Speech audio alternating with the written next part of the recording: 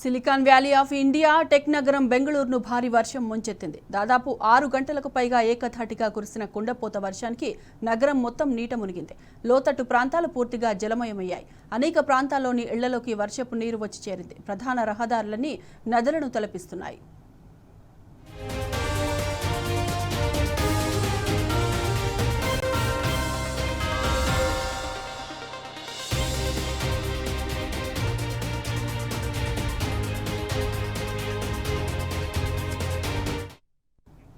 కర్ణాటక రాష్ట్ర విపత్తు పర్యవేక్షణ విభాగం ప్రకారం కేంగేరిలో అత్యధికంగా 132 మిల్లీమీటర్ల వర్షపాతం నమోదు కాగా బెంగళూరు ఉత్తర భాగంలోని వడేహరిలో 131.5 మిల్లీమీటర్ల వర్షపాతం రెండో స్థానంలో నిలిచింది.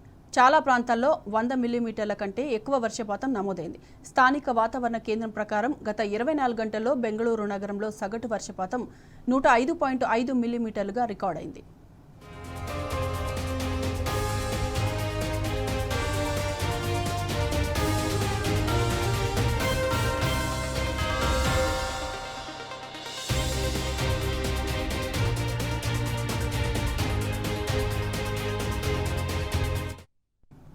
ప్రసిద్ధ సిల్క్ బోర్డు జంక్షన్, బొమ్మనహళ్లి, హెచ్ఆర్బీఆర్ఏల లేఅవుట్లను వర్షం ముంచెత్తింది.